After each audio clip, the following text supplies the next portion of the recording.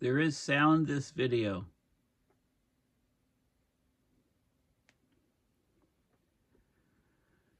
Hello, I'm Paul Beckwith. Most people are aware that the oceans have undergone incredible warming at the surface recently, and we can talk about the sea surface temperatures in the North Atlantic, exceeding all previous levels. We can talk about the huge warming in the southern oceans around Antarctica, which is directly resulting in and feeding back into the huge loss of Antarctica sea ice, down like 5 standard deviations, dropping off a cliff, that sort of thing. Some people, maybe most people, are aware that most of the heating on the planet goes into the oceans. Over 90% of global warming is actually ocean warming. It's that remaining less than 10% that is causing the ice to melt, that is heating the atmosphere, that is heating the land surfaces, etc. So a paper just came out a couple days ago that looks at where that heat is going in the oceans, because the oceans are warming throughout to great depths. The oceans are divided into different sort of categories of water, if you like, based on the density, because there's density curves or isopycnals, which are layers density of different density in the ocean. And the density of the water depends, of course, on the temperature, right? Warmer water is lighter and rises to the top. Colder water is heavier and goes downwards. But also the salinity is very, very important, right? If the water is saltier, then it's heavier.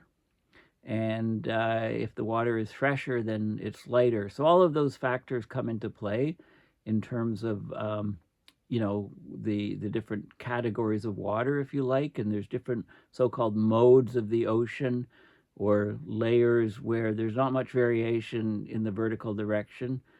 So you can label it like intermediate waters, Antarctica bottom water, etc., etc. So I'm going to talk about this paper that came out just a few days ago that actually looks at where that heat is going in the oceans. And of course, this is very important, because if that heat is, if suddenly less of that heat goes into the oceans, then we'll get tremendous warming in the atmosphere and of the lands, etc., etc.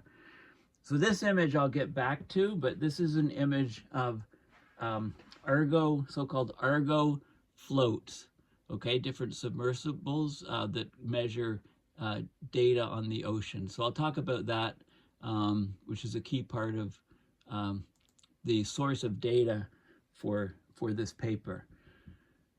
Okay, so this is the news release that just came out November 1st, which is today. Ocean warming is accelerating, and hotspots reveal which areas are absorbing the most heat. Okay, so this new study reveals the increasing warming rates in the world's oceans is the first thing. They're warming much, much faster than they were before. In recent decades, it's greatly accelerated. And the locations within the ocean, both geographically, latitude, longitude, and also depth of water, where there's the greatest uptake of heat, the greatest warming. Okay, of course, the Southern Ocean has seen the largest increase in heat storage over the past 2 decades. And that's one of the reasons why we're getting this huge decline, 5 sigma decline in Antarctic sea ice. So ocean warming has accelerated dramatically since the 1990s. It's actually nearly doubled. If you compare the 2010 to 2020 decade, if you compare that relative to the 1990 to 2000 decade, it's nearly doubled. The ocean warming has nearly doubled just in that short amount of time. So this study that was just published in Nature Communications shows some areas of the ocean are doing more of the work in heat uptake or absorption, which has implications for our understanding of sea level rise and climate impacts. If you look at sea level rise from melting glacier ice, it distributes over the planet. But if certain areas of the ocean warm much faster than other areas in certain layers at depth, then of course that water expands and that causes the sea level to rise that much faster above where that's happening. So you get a very non-uniform rise of sea level from this ocean warming. I mean, that's a key factor. Of course, we know that increasing concentrations of greenhouse gases in the atmosphere from human activity, it traps heat within the climate system. It warms the air, the land surface, the oceans. It melts the polar ice. But oceans do by far the most work. They absorb more than 90% of the excess human-generated heat accumulated in the Earth's climate system. So the oceans, over 90%. So the changing atmosphere, warming land, and the melting of the ice, that's only those three things are only, they're less than 10% of the overall heat in global warming. And they moderate the atmospheric temperature rise. So you imagine if the ocean suddenly only become 85% or 80% absorbing, then all that extra heat is going to warm these other things, and the warming rates for us is going to greatly accelerate. So it's very important to measure how much heat goes into the ocean and is that changing over time. The ocean warming does help slow the pace of what we experience in our atmosphere and on our lands and the melting ice, like it slows the pace of the climate change, but it's not without cost. The world ocean in 2023 is now the hottest ever recorded. Sea levels are rising because heat causes water to expand and ice to melt. Ecosystems are also experiencing unprecedented heat stress, and the frequency and intensity of extreme weather events are changing rapidly, and the costs are enormous. And if you look at the rapid heat rise in the ocean, it's causing these marine die-offs of plants and animals living in the ocean. It's wiping out the coral reefs. It's fueling ever stronger tropical storms and leading to hurricanes. Just look at the hurricane intensification in a day that led to a Category 5 basically wiping out Acapulco. So the oceans being much warmer have huge implications for the entire planet. Right now, the ocean is warming at a dramatically accelerating rate, nearly doubling during the 2010s relative to the 1990s. Okay, so what they wanted to do in this study was to figure out exactly where this ocean heat uptake has been occurring. Okay, so where are the hot spots of ocean heat uptake? So the researchers evaluated all available observations of ocean warming activity spanning the modern Argo float data. So that we've had these Argo floats since about 2003, 2004, they were deployed, lots of them by 2005. Okay, so these Argo floats collect information in the ocean down to about 2,000 meters using robotic instruments. Okay, so data back in the 50s and so on, we only had sparse measurements that were made from shipborne devices. Okay, so then this paper analyzed the heat uptake across different water masses, defined mostly by not much vertical change in density, temperature, etc. So these modes, if you like, ocean modes, and each water mass's role in ocean heat content change was quantified, and we could figure out how much expansion there was and the local effects on sea level rise. So the study found that oceanic warming has been pervasive worldwide, spreading from the surface to the deep sea regions, known as the abyssal layers, and spanning each basin from the tropics to the polar region, so the entire ocean. But the distribution of ocean warming by region is far from uniform. The southern oceans saw the largest increase in heat storage over the past 2 decades, holding almost the same excess anthropogenic heat as the other oceans combined, as the Atlantic, Pacific, and Indian Ocean combined. This includes two large masses of water in the Southern Ocean that combine to fill a depth range of 300 to 1,500 meters. Okay, so melting ice caps, extreme weather, and marine ecosystems, including coral reefs, are all highly sensitive to ocean temperature change. It is critical we understand exactly how and where the ocean warms, both now and into the future. Okay, I mean, the changing ocean currents like the AMOC, etc., critically rely on what this study is measuring. So how this heat uptake plays out over the coming decades and beyond remains highly uncertain. For example, if the oceans develop a reduced capacity to absorb heat, so if it's not 90%, if that drops, it will have profound implications for the rate of future climate change that we experience on land and in our atmospheres. So we have an urgent need to increase the monitoring of the global oceans, especially in remote locations like the polar oceans, as well as in key regions of the subtropical and coastal seas, to better understand and predict sea level rise and impacts on marine ecosystems. Like, without these Argo floats, this study would not have been possible.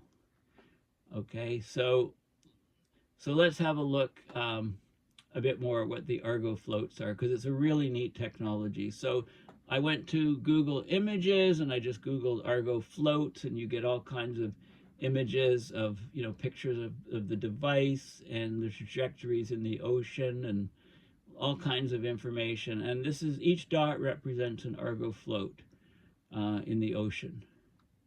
Okay, so let's have a look at some more information on them. Okay, so this is the website, the Argo website, and you can see all the floats here being prepared. This is where they're deployed across the ocean. This is one of them here sticking out of the surface. Okay, so there's all kinds of information. Anybody can access the information on these floating robots. This is a good website link to the main one, and it shows all of the Argo floats in the ocean. Okay, the map repeats. It's not like they end here and here. The map just repeats, right? It's just it repeats on both sides. If you go click on one of these, locations here, let's pick one up in the Arctic. You can get the life cycle data on this float. Show profile data, for example. This shows data that's been taken recently.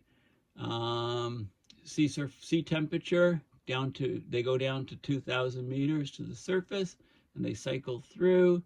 Practical salinity, dissolved oxygen, sea temperatures, etc., etc. Okay, lots of information on each individual float and the life history of these floats. There's one way up here. So show float trajectory. Okay, so you can see how the float has moved over time.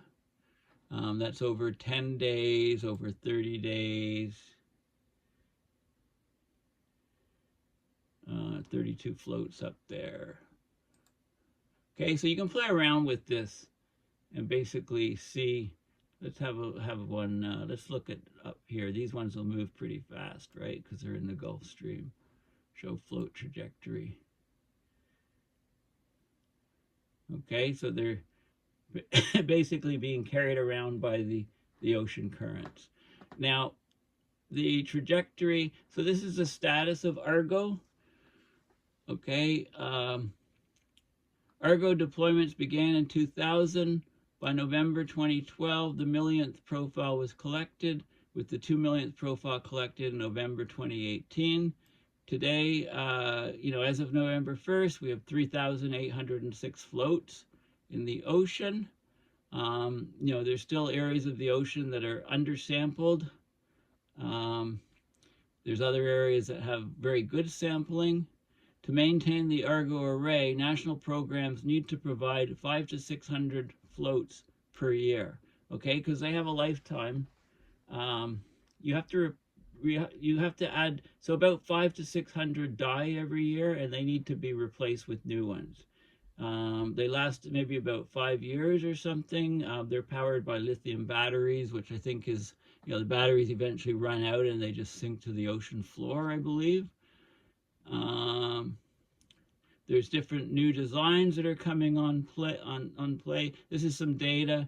Global average ocean temperature anomaly with depth 2005 to 2023, average across all of the floats, and you can see great warming of the oceans. Now these guys only go down to 2,000 meters, so we need other technologies to measure the water deeper than that. How do the floats work? And it's very fascinating. So here's the Argo float's deployed. It descends to the drifting depth, which is about 1,000 meters. Very good ocean currents there, so it'll drift for 10 days. And then what it does is it'll descend to a profiling depth. It says 2,000 to 6,000 meters. Most of them just go down to 2,000 meters is the standard. And then it rises slowly through the water column. It's measuring lots of things like temperature, salinity, oxygen content, etc. It goes to the surface. It's got an antenna. It transmits data up to Iridium satellites, and then it starts the next cycle where it drops down to the drifting depth. So it's about a 10-day or so cycle, and then it just repeats. So the standard Argo float mission is a 10-day cycle. Most of the float's time is spent drifting along with deep ocean currents, followed by taking a series of measurements as it moves back up. Now, if you know the different directions of the currents at different depths, you can actually, that's the only control you have over this thing. You can, if you want to go a certain way, you can go down until the current is heading that direction and sit at that depth. So there is some control over where the thing goes, but it's limited. It takes a series of measurements as it goes up through the ocean, profiles. When it's on the surface, it gets its location through a GPS and then communicates with a satellite to send data and receive any new mission instructions. There's a microprocessor on board which acts as the brain. For the majority of the Argo fleet, the surface interval is between 15 minutes and 1 hour. After that, the float sinks to a drift depth of 1,000 meters for about 9 days, and then the float sinks to its profile depth of 2,000 meters before slowly rising to the surface while measuring the conductivity of the water, which lets you determine the salinity to very accurate precision, the temperature to like 1,000th of a degree, and the pressure. The cycle repeats until the float usually dies about 4 or 5 years later, and that's why you need to replace 500 or 600 per year in order to maintain the fleet. So here's an antenna. This is the conductivity, temperature, density measurements. There's an internal reservoir with oil. This is fascinating. So when you think of how a submarine submerges, they have tanks which they flood for the submarine to sink, and they pump out the water for the submarine to rise. Well, what this does is it has an internal reservoir of oil, and it's got an external bladder here. So if the external bladder is empty, the thing has negative buoyancy and sinks down to the bottom. So how do you make it go up to the top? Well, there's a hydraulic pump, and it pumps oil from the internal reservoir into this external bladder, which increases the effective size of the whole device. Increasing the effective size of the device means that the density of the overall device is, because the mass is the same, so the density is mass per unit volume. You're increasing the volume of the device. Okay, so you're decreasing the density of this guy, so you're making it lighter and it floats up to the surface. So it's really, really fascinating technology. The lithium batteries power the pumps, the sensors, the controller, the communication system. The battery power available is the main limitation on a float's operational lifetime. So as we get better and better batteries, these things can stay in the water for longer. On the top is a CTD. It measures the temperature to an accuracy of 1/1000th of a degree Celsius, the pressure, which is closely related to the depth, within 0.1 decibar, so you know how deep you are, and it calculates the salinity using the conductivity of the water, the temperature, and the pressure to 0.001 practical salinity units. Okay, there's a controller that controls it. The internal reservoir stores oil when it's not inflating the external bladder. The hydraulic pump moves oil between the internal reservoir and the external bladder to control the buoyancy of the float. So, roughly the size of a large grapefruit, this bladder is the mechanism by which Argo floats control their buoyancy or depth in the ocean. It's very smart engineering. If you inflate the bladder with oil from the internal reservoir, it increases the volume of the float without changing the mass, so therefore you lower the density and the thing rises to the surface. Pumping oil out of the bladder back into the reservoir will increase the float's density, allowing it to sink to a specified depth. So really, really interesting technology. And that way you're not letting seawater inside and pumping it out like in a submarine. You're changing the volume of the overall device. So very, very clever. I want to define what isopycnals are. So there's curves like this with you have temperature on one axis and salinity here. And there's a curve here. And this curve will be a certain density. And I believe this is in kilograms per square meter.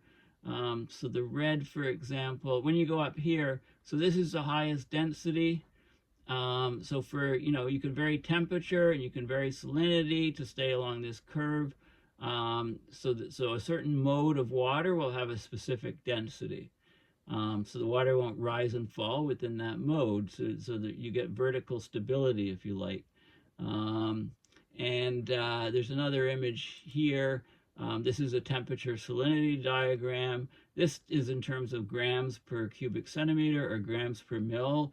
Right? So fresh water is 1 because it's salty, it's higher density, and this is, the conditions. So we'd follow this isopycnal, this line of equal density by, over a range of temperatures and salinities. Okay, so, and the idea of mode water, what's mode water? Well, mode water is a particular type of water mass which is nearly vertically homogeneous. Okay, so it's uniform throughout. Its vertical homogeneity is caused by the deep vertical convection of the water in winter. Okay, so the water properties, you could label the properties of a specific band of water. So we can talk about subantarctic mode water, SAMW, for example. It's formed near the subantarctic front, northern flank of the Antarctic circumpolar current, which circumvents the Earth. Surface density ranges between 1026 and 1027 kilograms per cubic meter, right? So you can identify a certain mode or type of water. And this is mode water according to a paper from a while ago. So you've got deep and bottom water, and then high density mode water here. Low density mode water is the green, and subtropical mode water, etc. Okay, and these are the gyres that form in the ocean, right? There's 5 main gyres where the plastic collects on the surface. Okay, so that's an important concept, the mode water. So now let's have a look at the paper. You have enough information to follow through the paper. It's open source, so just Google the title and download the PDF on your computer and have a look at it. It was just published online a couple of days ago. Okay, so the ocean absorbs over 90% of the anthropogenic heat in the Earth's system, right? So it moderates global atmospheric warming. However, it remains unclear how this heat uptake is distributed by basin and across water masses. So they look in this paper at historical and recent observations, and they show that heat ocean uptake has accelerated dramatically since the 1990s.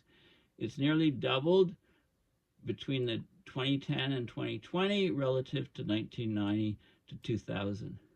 Of the total ocean heat uptake over the Argo era, which is 2005 to 2000 to now, about 89% can be found in global mode and intermediate water layers. So most of the heating is going into these certain modes and intermediate water layers that span both hemispheres and are both subtropical, below the tropics, and subpolar, below the poles mode waters.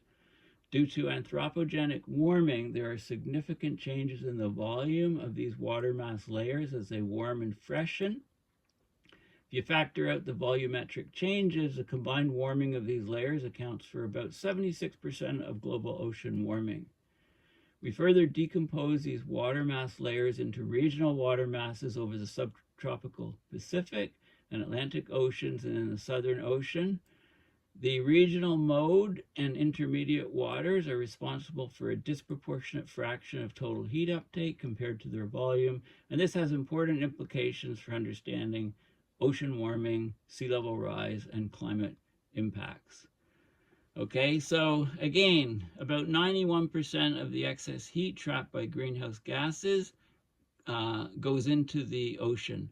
And about a third, 31% of human emissions of CO2 also go into the ocean, making the ocean more acidic. And it does shield humans from even more rapid changes in climate. Okay, however, warmer oceans result in sea level rise, ice shelf melt, intensified storms, tropical cyclones, and marine heat waves, as well as severe marine species and ecosystem damage. The effects depend on the pattern of the ocean warming, right? The devil's in the details. Where is the ocean actually warming?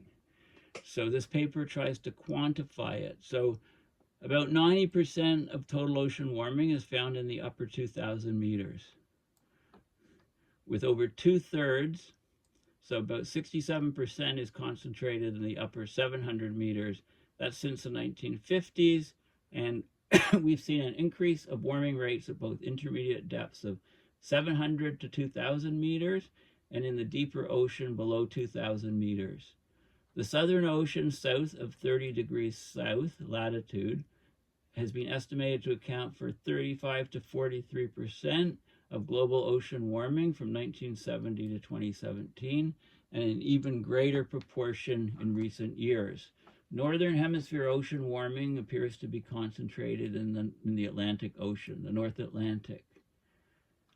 Due to the accumulated excess heat in ocean basins, an acceleration of total ocean warming has become more evident from recent observational-based studies.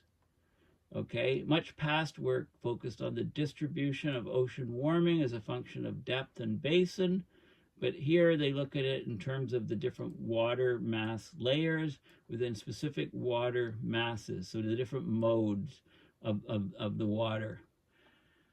Okay, so let's have a look at the results in the figures. Basically, one thing is that the ocean warming, how do we track it? We can measure the temperature, or we can measure the density of the water. Basically, these isopycnals or density layers, as the water warms, they're thrust deeper and deeper. So by measuring the depth of them, we can get an idea on the ocean heat uptake. Okay, so let's have a look at the figures. So this is pre-Argo period, 1955 to 2004, and the Argos came in here, and this is the World Ocean Circulation Experiment, WOCE, where you did a lot of data, and before that it was just shipborne data from devices that you lowered into the ocean and hauled back up. So this is global ocean heat content, 0 to 2,000 meters, and you can see the red line, and you can see the sigma, the error, decreases as we get, with the Argo floats, we get very accurate data. Before we had more 2 sigma, more uncertainty in the measurements. This is on a decadal basis, the ocean heat uptake. So this is a number per decade change, and you can see, the curve is going way up. I mean, we got from 2010 to 2020, we had 13. The units are 10 to the 22nd joules. Okay, huge warming, and then slower warming, slower warming. So the warming's greatly accelerated recently. Um, and here's some of the stuff in chart form, different measurements. So from 1955 to 2004, the trend was 3.9 times 10 to the 21 joules per year, the warming. From 2010 to 2020, 11.8. Look at the huge increase. If you take a longer period, 2005 to 2020 is 10.2. And if you look at a previous decade, 2005 to 2015, it's 8.4. So the warming is greatly accelerating in the ocean. So let's have a look at where it's happening. So this is ocean heat content change. This is from 2000 to 2010, and then more recently, 2010 to 2020. So look at the warming from 2000 to 2010. This is the heat content in the bold numbers in 10 to the 21 joules in different regions. You can see the warming, lots of warming in the Atlantic, mostly in the Pacific, but in the Western Pacific, Indian Ocean here, Southern Hemisphere here. And look at the difference. Look at the warming in the more recent decade. Huge warming in the southern oceans here. Huge warming in the high Arctic and the Atlantic and the high Pacific. And also, there's a band where there's not much warming in the Pacific, and a band here, Indian Ocean, huge warming. So you can see where the peaks are. This is a zone. If you integrate a zone, so average over particular latitude going around the Earth, at all longitudes, and taking the average, you can see a peak here about 40 degrees south. And look how big that peak is in the most recent decade here. It's interesting, there's also a peak here at 40 degrees north. There's additional warming.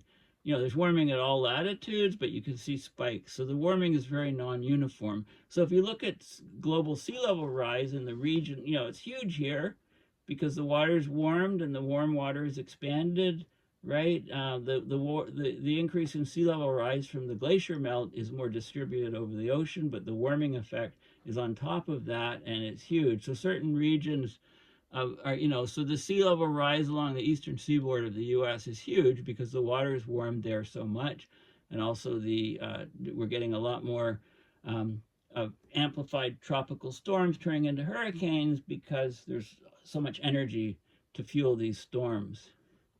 Okay, and warm water down to depth means that the hurricane doesn't self-quench itself. Okay, so this is incredibly important information here, on the regional warming of the ocean. Another thing you could look at is the mixed layer depth, and that's where if you compare the density at 10 meters, as you go down, the water gets compressed, right? The density is greater. Where it's 0.03 kilograms per cubic meter greater than the value of the density at 10 meters, that's the mixed layer depth, if you like, and you can see, the depth at which it occurs at in meters, and that means, when it's very deep, it's very, very warm water. Okay, and these are the different modes of water. So this is Antarctica intermediate water, subantarctic mode water, SAMW. These are the different modes of water, right? And again, a mode is where the density is relatively uniform throughout the vertical column. So this is a good indication of how much warming's occurred, again, up here. So you can overlay this with the warming, and you can see, we're measuring it a different, it's the same thing, but we're measuring it a different way. I mean, you could just bring out all the warming areas. So again, very, very important data. This is the ocean heat content, the global upper 2,000 meters. This is tropical water layer, how the ocean, the warming of the tropical water layer, right? It's not as steep, but it's still, and there is fluctuation. This is the mode water layer, right?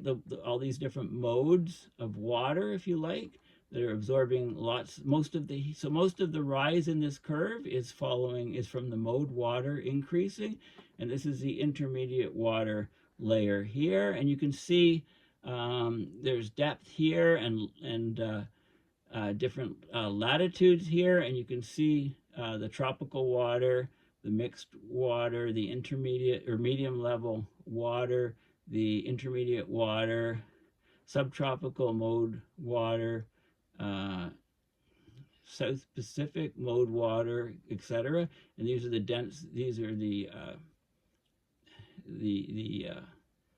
27. What are those? Those are salinities. What are they?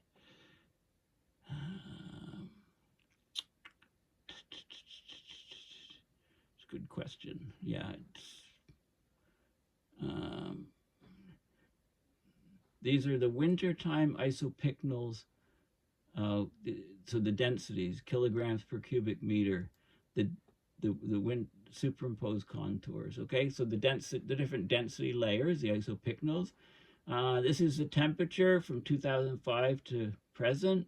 You can see the mode water is warming like crazy in certain density layers. The intermediate water is a bit more mixed. The top water is less. Okay, but the sea surface temperature, of course, is very, very warm.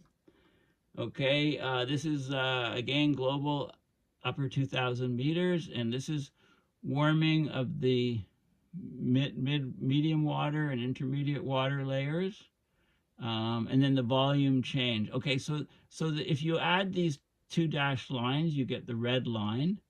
Okay, the ocean heat is going into some of it is going directly into heat changing the temperature of the water layers, and other parts of the heat are captured in the increase of volume change of the water. So if the volume of the mode of the water is increasing, more water is being added to it, and that's also where some of the heat is going in the expansion. If you add those up, you get the total curve. This is the same thing for tropical water layer, not so much change.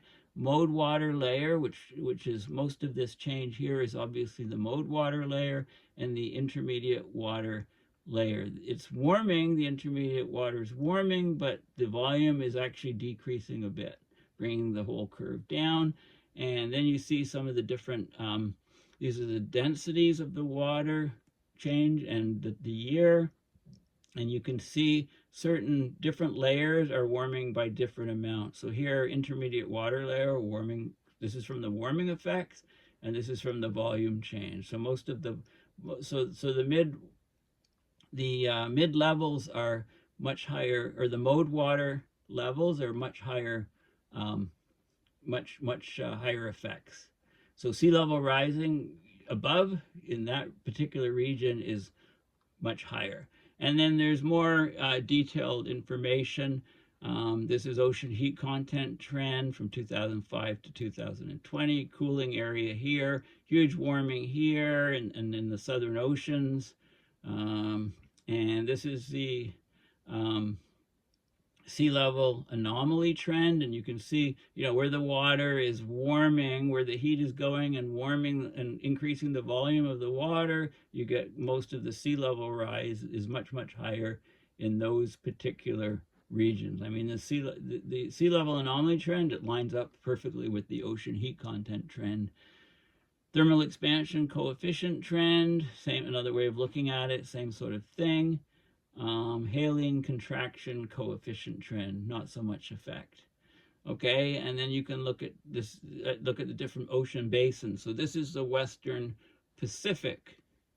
Okay, this is the Eastern Pacific, the Atlantic Ocean and the Indian Ocean. So different latitudes are exhibiting huge warming. Some areas here, a bit of cooling here and here, these latitudes. Okay, this is the Indian Ocean. So you can see the trends. This is just another way of depicting what these maps are showing. and there's more information. This is mode water and intermediate water, 0 to 2,000 meters, the overall energy going into there, and then the energy going into the different modes of water. So this is all water mass. This is South Atlantic mode water, and so on. Okay, so it's a detailed study. This is another view of heat content change. This is from 2005 to 2020. Again, it divides up the ocean into the different types of water, mode water and intermediate water, all the different regions. And you, when you want to know where those regions are, you can go back to, I think that's it for graphs. You can go back to this image here. Where is it? Right here. Okay, so these labels here are where all the different modes are, and you can see how much heat is going into them by going back down to these sort of charts. Okay, so basically tells you in detail how it's done. Okay, so that's the results. Okay, so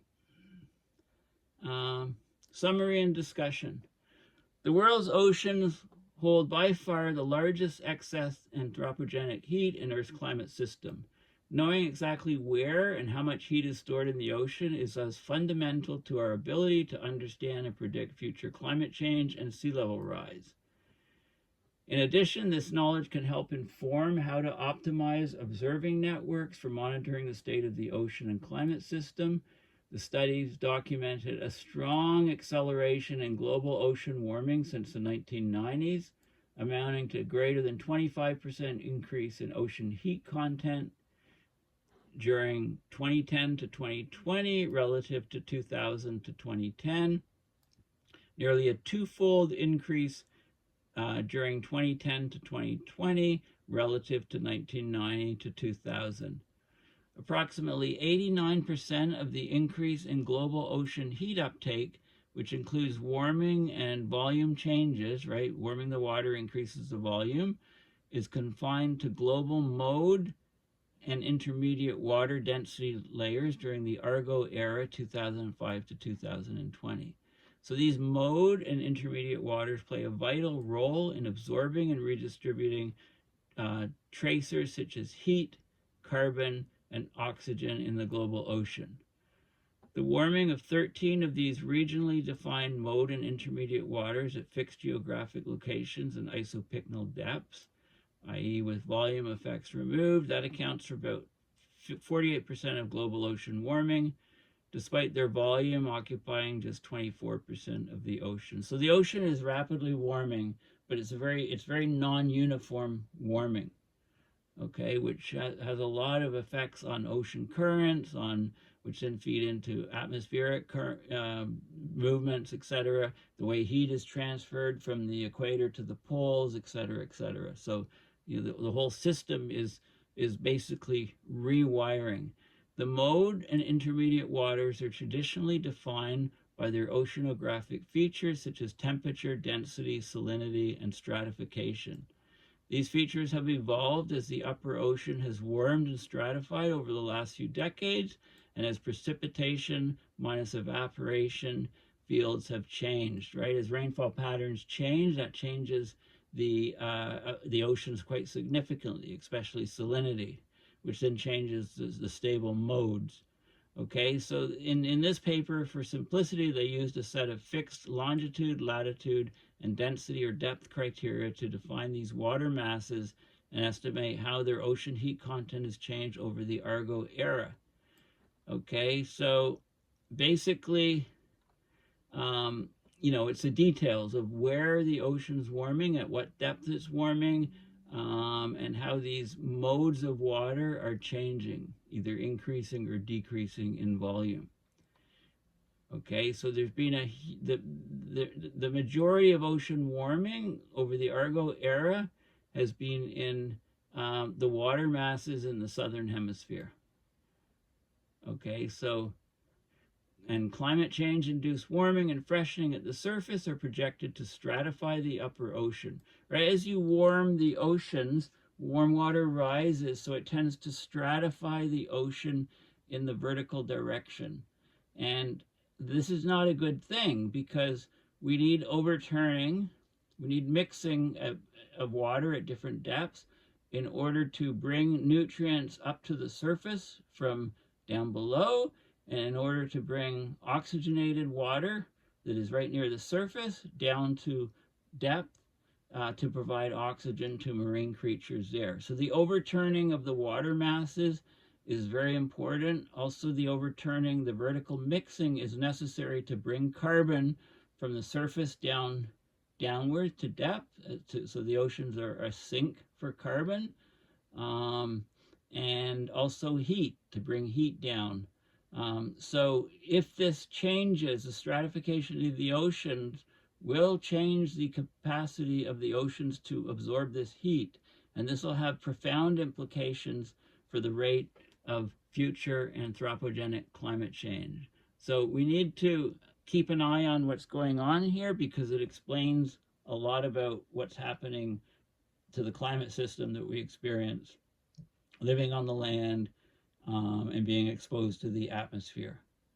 Okay, so the oceans are vitally important, and if their ability to hold heat decreases, which is expected to do with stratification, the warming will greatly accelerate the heat that we experience and the warming that we experience. So thanks again for listening. I highly recommend that you look at the PDF. Google the title, look at the PDF, and once you read it after you've seen this video, hopefully it gives you a much deeper understanding of the importance of the oceans in the climate system and how they're changing and how that warming is accelerated in the last few years. So thanks again for listening. Please consider going to my PayPal, going to my website, paulbeckwith.net, and donating to my PayPal to support my research on video, my research and my videos as I try to connect the dots on abrupt climate system change, which is well underway right now, if you haven't noticed. So thanks again, and bye for now.